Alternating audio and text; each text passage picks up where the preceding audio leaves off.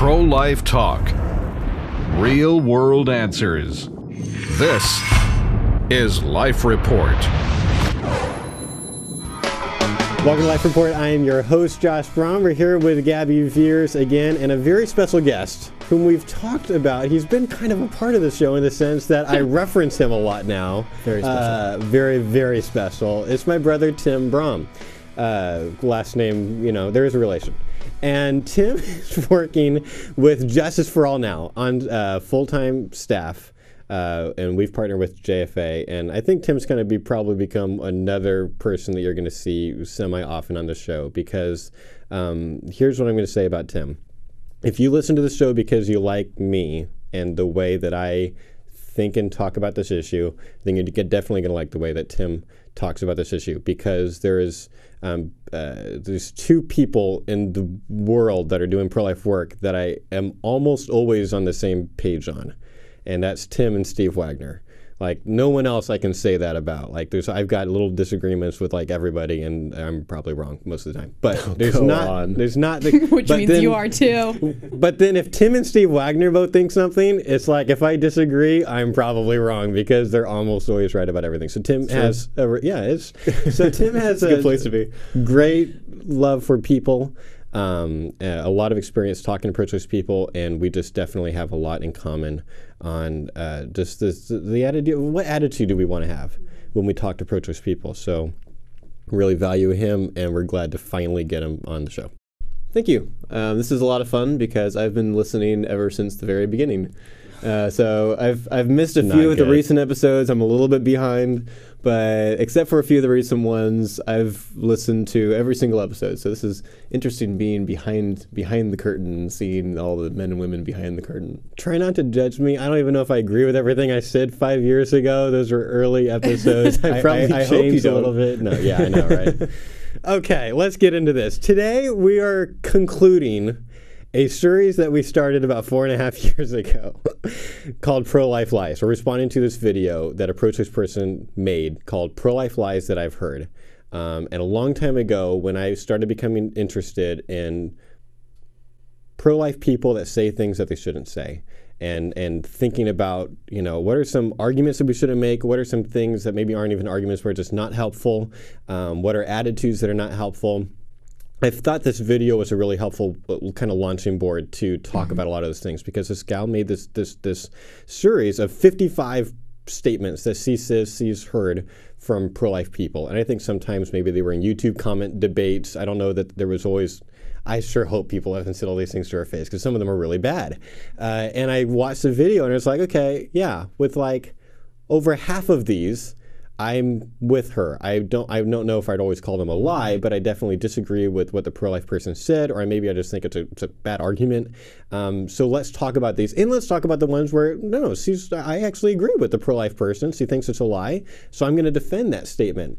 And it's taken us until now to finish this, partly because some of the statements that we're doing today, and the one that we did last time, like I didn't know what I wanted to say about some of these statements. There's some that I wanted more research. I wanted to be really comfortable about what to say, which is why we kind of took a long time to complete it. But that's what we're going to do, and I'm expecting, we're not going to need to take very much time wrapping up these last lies.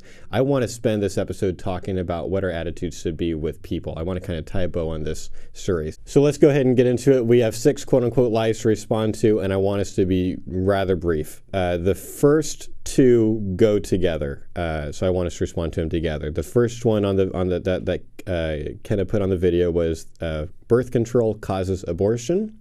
And then she also had emergency contraception is an abortifacient. I know what I have to say about this, so let me punt to you guys real quick. How do you guys feel when you hear pro-life people make declarative statements like that birth control pill or birth control definitely causes abortion? It depends on what form of birth control they're talking about. I think in general, the devil's in the details with something like this. Mm-hmm. Birth control has how many different forms? If they're talking about something like Plan B, I saw a commercial recently for some kind of Plan B, and they said, oh, this is not an abortion. And that's true if by not an abortion they mean it's before implantation. So I'm concerned about that. I think those things cause abortions. But if they're talking about something like the Things birth control pill, implantation. yes, If they prevent implantation, if there has already been conception and it just hasn't been implantation yet, that is still an abortion in my view.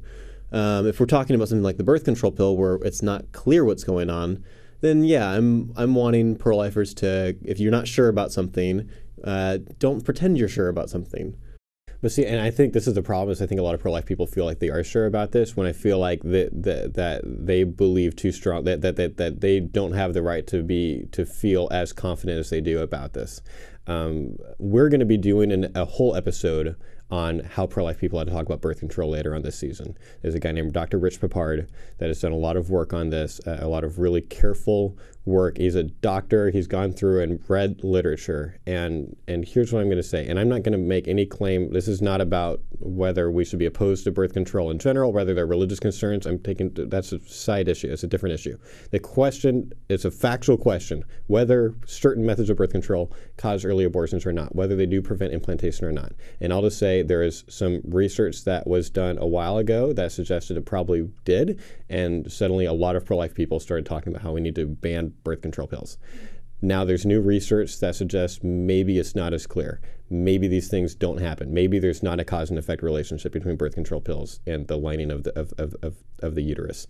And so I'm with Tim. I think we've got to be careful to not overstate our case. I think so. You want to make qualifications. I think you want to be really careful and really do your research before making claims. Go ahead. But would we agree that we should be, even before we do this research, err on the side of caution? And at this point, we're not sure if they're causing abortions or not. So maybe let's be careful about that at the very least. That's right. So this comes up when, and this has happened several times where, my Christian friend is about to get married and I've been married for a while. So they come to me and ask me advice on certain things. And one of those would be, what do you guys think about family planning? You've been married 7 years. Then I have been saying, I would recommend, since we don't know, since the research I think is out at this point, there's conflicting data that needs to be analyzed. Then I would say you've got to pray about it. This is a conscience issue in the end, I think. But I'm going to recommend probably there's at least some worthwhile consideration to not use things that you might find out later, the research is now conclusive. This does this, because you're probably going to feel bad about that later. Yeah, I agree with that. The second point about emergency contraception, that I think that can be a little bit different, because you might be talking about Plan B, but you might also be talking about like the RU.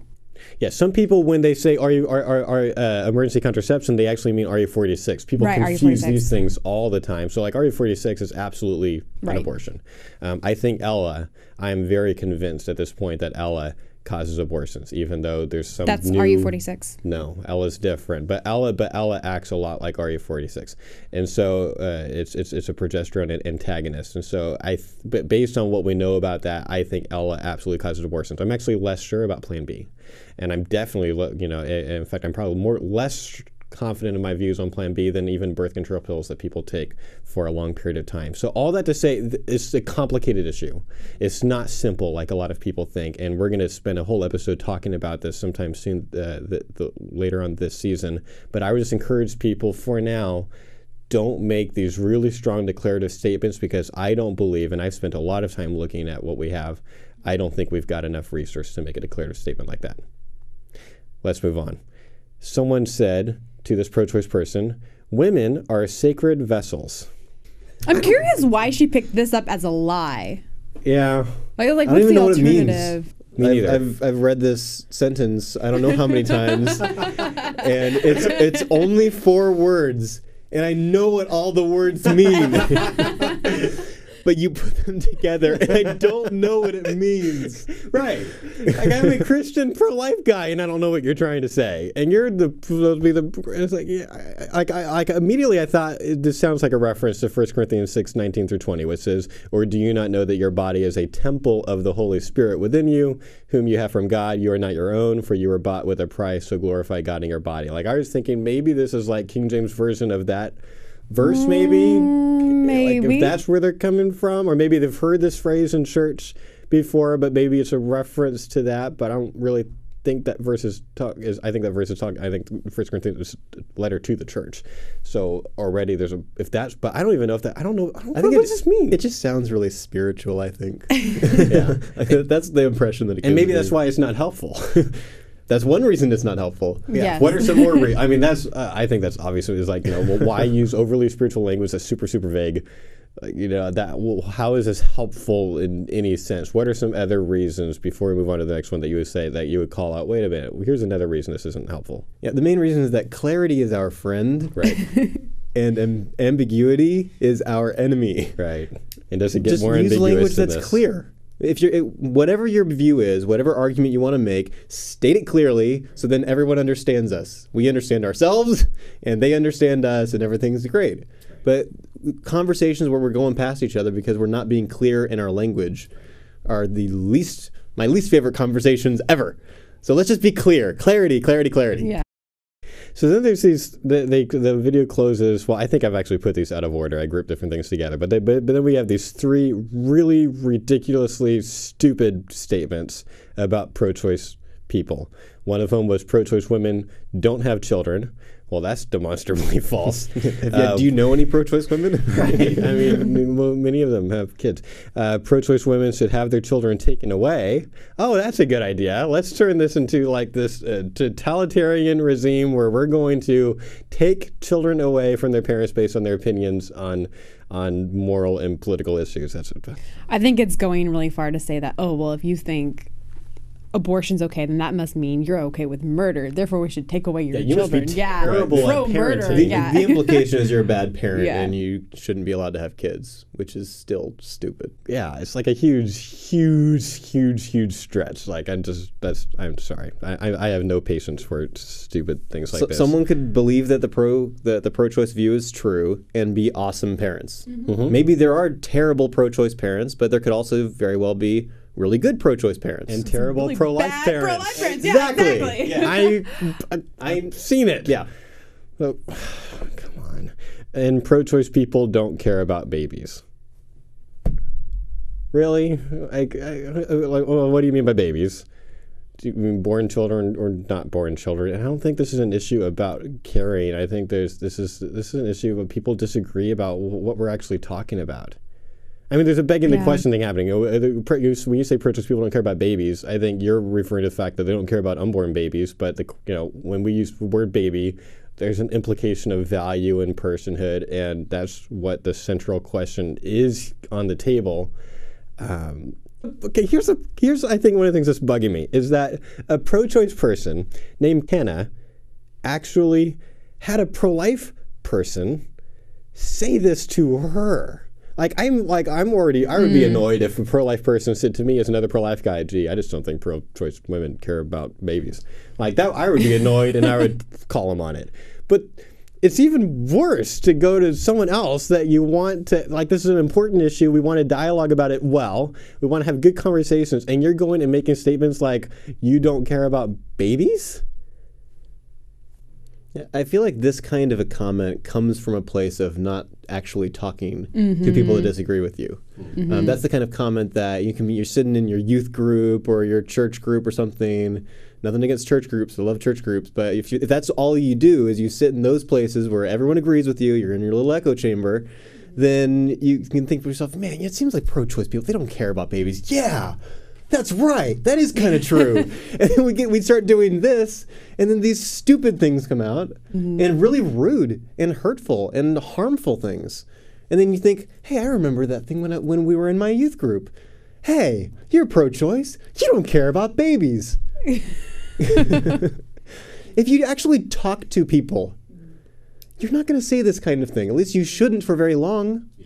Yeah, if you're talking to people and getting it in the way that we're trying to train people to talk to people, you're not talking at them, you're talking to them, listening to them, trying to understand where they're coming from, caring about them, finding common ground. You can't do that for very long, I think, and keep on having these really ugly stereotypes of all pro-choice people fall into. I think the same happens on the other side as well. It happens in every single issue, politics. Oh yeah, everything. Yeah, you just characterize the other position. But what happens when on any issue, pick another global warming or something. People on both sides kind of hate each other. But what if you had people that were from both sides come together and have these reasonable conversations? They're probably, hopefully, and they're doing that on a regular basis, they're going to stop making these declarative, oversimplified, demonize the other side. Right. I'm going to put you in this box of you hate the earth or whatever. It's more complicated than that. That's why I don't like pro-life memes, because they all do that. Almost all of them, they oversimplify the other side and act like they're idiots. And if they just saw this one picture, then that would solve the whole problem. It's like, no. Could we just stop making pro-life memes? That would be awesome. Please. We might do a pro-life memes episode where we actually get specific on some, helping to recognize some of the fallacies. But anyway, we're not doing that today. Okay, so let's talk more broadly now. Now we've talked about 55 statements in this series. You can go to the website if you're interested. If you're a new listener and want to hear the rest of them, there's a tag cloud on every page of the website. You can click on the Pro-Life Lives video. I've actually had people respond to surveys saying this was one of their favorite things we've done.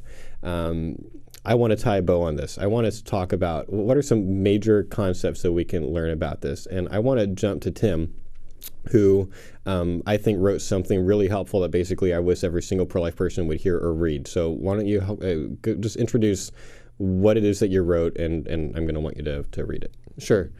So I was reflecting on some recent experiences I'd had, listening to pro-life people that were not being very good ambassadors, and thinking about some of my own experiences of earlier on not being a very good ambassador. No! I told a story a number of times. I was in an internet conversation. This is when Josh and I were doing the pro-life youth group thing way back when. It was my first debate with an actual pro-choice person.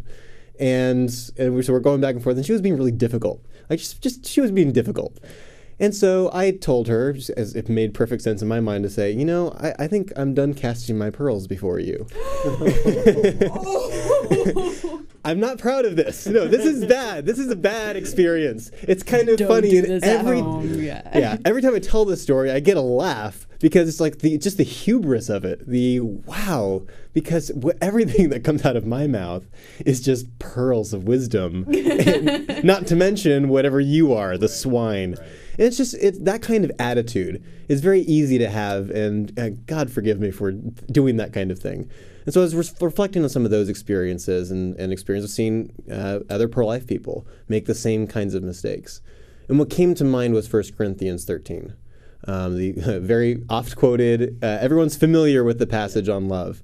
And so I just kind of started writing my thoughts and the things that I was thinking about kind of in terms of 1 Corinthians 13. Not to elevate it to the level of scripture or something, say this is my own translation of scripture, right. The Tim Brom version. Right. No, paraphrase.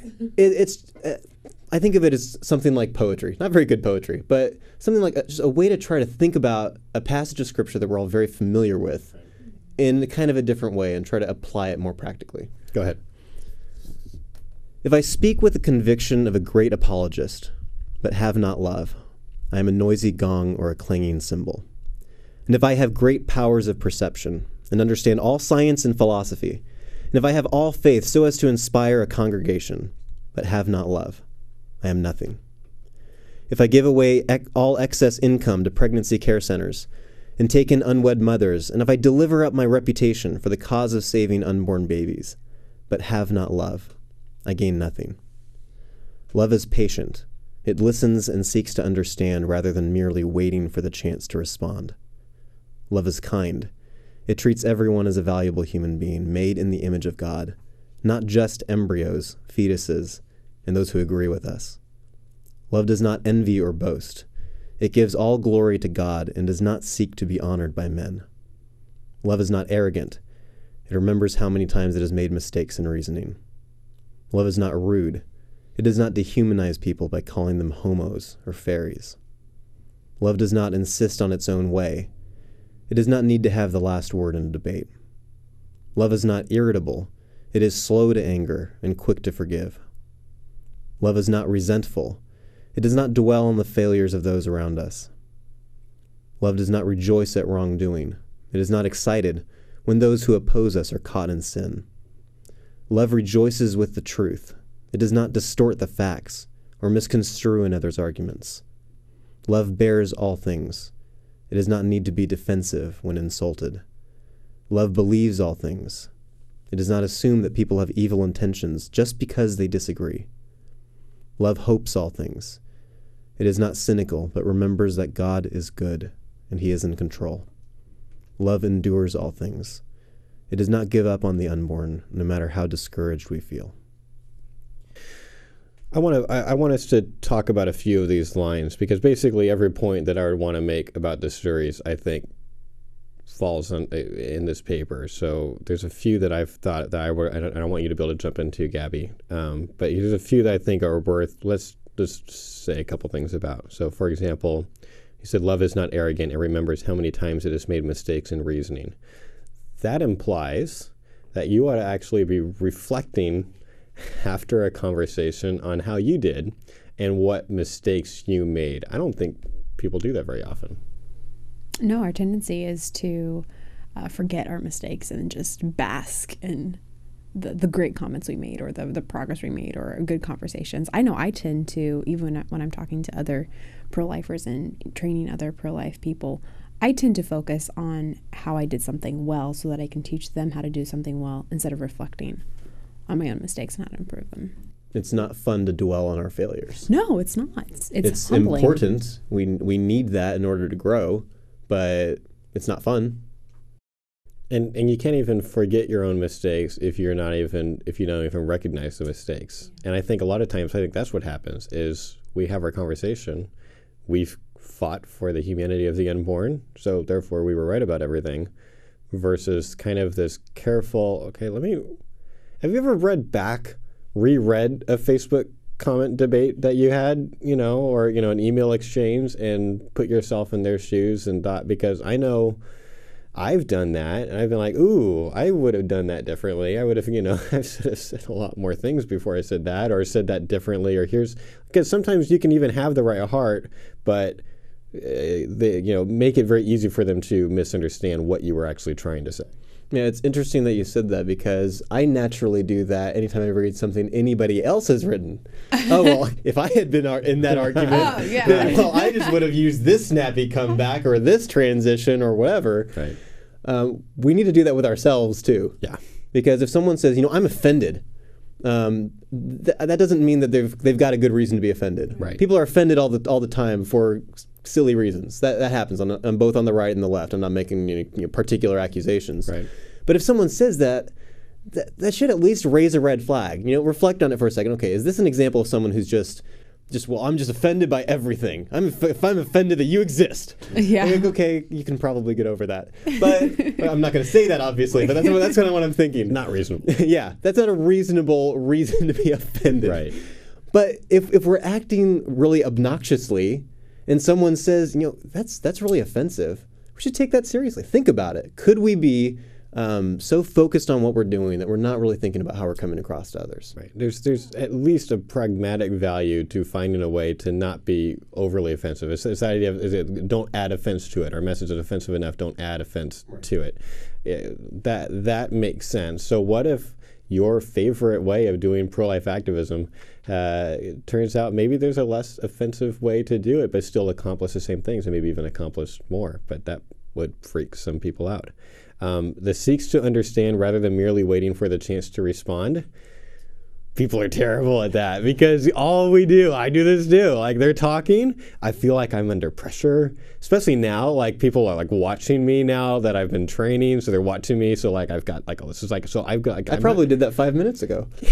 Probably. I was doing that. Josh is talking. Oh, I'll say this. Right. So imagine doing that with a pro-choice person. I mean, what if both sides got good at feel like you don't have this pressure? I've got to come up with this amazing comeback right away. What if we're really thoughtful and took our time and just I'm really listening to you, and then I take some time to I'm having an email exchange with this really, really smart pro-choice person, probably one of the smartest pro-choice people I've ever talked to, and I don't know all the responses to her arguments. And I kind of said that. I was like, I don't even know you're making me think of, like, this is like, I didn't say you're making me think. I'm just like, you're making me, I'm trying to figure out how to explain my ideas in a way that makes sense. I'm want to evaluate yours, but I'm not like, I think that's better. And I don't usually do that, but I want us to move in that direction.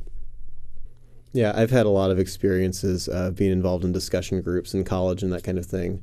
And one of the most frustrating things, whichever end of it you're on, is when you can tell the person isn't listening to you anymore. They're not interrupting you. They're politely waiting for you to close your mouth, because then it doesn't count as interrupting. Right. Right. But that doesn't mean listening. Like actually listening to understand. Right. It's a different kind of listening. Here's the last thing I'll say. This doesn't directly respond to the 1 Corinthians 13, but this is one other thing that I noticed as I thought about this video again yesterday, is I think there's a value to both sides actively trying to be charitable and not just pick on the worst things the other side has ever said. Kenna has responded very favorably and positively to this series, and I appreciate that. I'm glad that she likes the way we talk about this.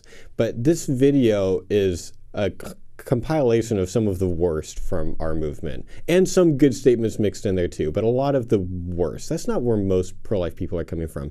There's just the other day I was reading through a very popular pro-choice blog, RH Reality Check, and I read through like weeks and weeks of their posts, and I read a lot of them, and a lot of their posts are focusing on, like, they'll quote the 4 kind of most extreme leaders in the pro-life movement that don't even have sway anymore. And it's like, you know what, we can do better than that, and pro-life people should do better than that. So work to love people and to be charitable. Last comment from Tim before we close. Yeah, essentially when people do that, they're making straw man arguments, or even if the argument itself is something that, like, Kenna actually heard. If you paint it as, okay, well, this is what pro-lifers are like, or it goes the other way around, this is what pro-choicers are like, they just say stupid things. No, that's not the case. There are a lot of smart pro-lifers. There are a lot of smart pro-choicers.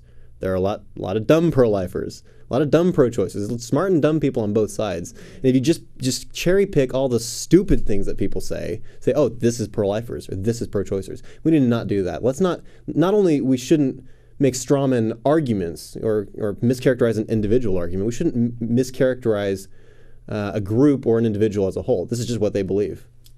If this way of having this kind of attitude when talking to pro-choice people is interesting to you and you're a new listener, I would encourage you to keep on coming back to prolifepodcast.net, because this is pretty much the same thing that we're talking about all the time, which is how do you love people, how do you care for people, how do you not be weird, and how do you not be jerks. That's pretty much the ongoing theme of this show, and I think it's a really important discussion to have. So you can check out our website at prolifepodcast.net.